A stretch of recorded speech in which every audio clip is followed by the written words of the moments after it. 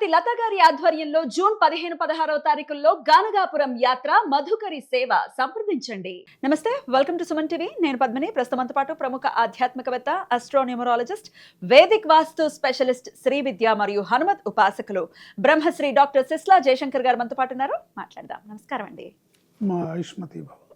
Sir, ఏ నక్షత్రాల వాళ్ళకి ఐశ్వర్యానికి కారణం ఏమిటి? అంటే ఏం చేస్తే వాళ్ళకి ఐశ్వర్యాభివృద్ధి అనేది ఉంటుంది అనేది మీరు తెలియజేస్తున్నారు. పునర్వసు నక్షత్రం దగ్గర ఉన్నాం. ఈ పునర్వసు నక్షత్రం వాళ్ళకి మరి ఐశ్వర్యాన్ని ఇచ్చేటటువంటి దేవత ఏమిటి, ఎలా చేసుకోవాలి, ఇవన్నీ ఒక్కసారి మీ ద్వారా. తప్పకుండా అమ్మా. పునర్వసు నక్షత్రం వారికి ఐశ్వర్య దేవత శ్రీ ఆంజనేయ స్వామి. అద్భుతం. ఎందుకంటే వీళ్ళు గురు మహర్దశ శేషంలో పుడతారు. గురు మహర్దశ వెళ్ళంగానే 19 ఏళ్ళు శని మహర్దశ. ఇలా దశల వారీగా చూసుకుంటే కనుక వీళ్ళకి జీవితం అనుకూలంగా నల్లేరు మీద నడకలాగా వెళ్ళాలి. ఎటువంటి వ్యక్తిగత జాతకంలో గ్రహస్థితి ఎలా ఉన్నా సరే వాళ్ళ జీవితం సాఫీగా సాగాలంటే తప్పనిసరిగా వీళ్ళు జీవితాంతం ఆంజనేయ స్వామి ఆరాధన చేయాలి. హనుమాన్ చాలీసా పారాయణ చేయడం, ప్రతి శనివారం ఆంజనేయ స్వామి గుడికి వెళ్ళి ఆంజనేయ స్వామికి ఆకుపూజ చేసి ఆంజనేయ స్వామికి వడమాల వేసి అప్పాలు నివేదించాలి ప్రతి శనివారం. వీళ్ళు ఒక అలవాటుగా పెట్టుకోవాలి దీని జీవితంలో. అప్పాలు ఇష్టం స్వామికి.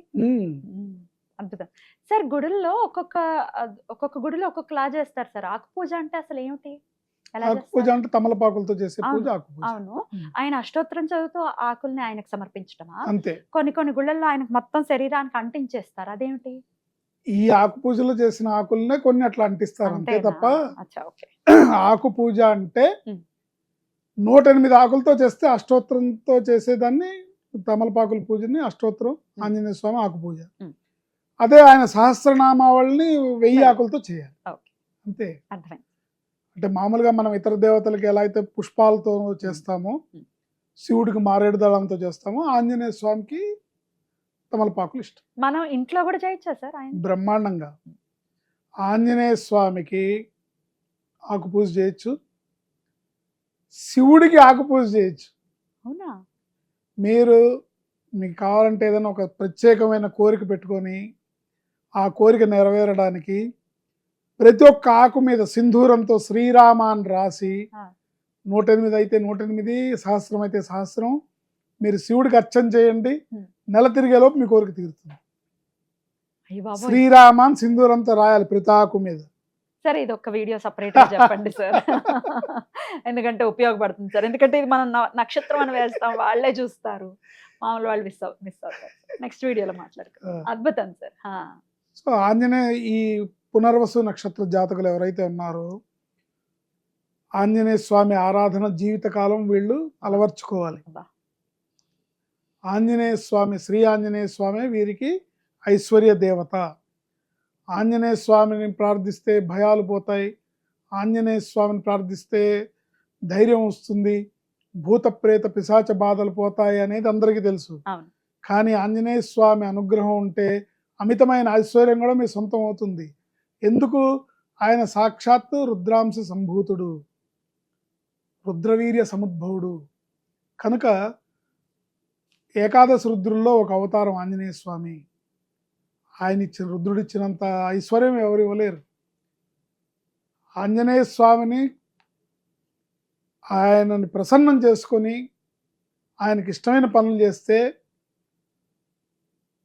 ఆ భక్తుడు అభివృద్ధిలోకి రావడానికి ఆయన శరీరం మీద ఎన్ని రోమాలు ఉన్నాయో అన్ని మార్గాలు చూపిస్తాడు ఆయన.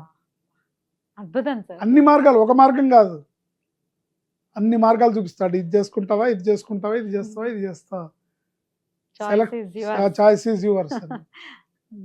సో ఈ పునర్వసు నక్షత్ర జాతకులు ప్రతి శనివారం ఖచ్చితంగా ఆంజనేయ స్వామి గుడికి వెళ్ళి ఆకుపూజ చేయించుకొని స్వామికి వడమాల వేయించి అప్పాలు నివేదన చేయించి ఆ తమలపాకులు ఆ స్వామి శరీరం నుంచి సింధూరం తెచ్చుకొని ఆ వారం అంతా మళ్ళీ శనివారం దాకా ఆ బుట్టు పెట్టుకోవాలి.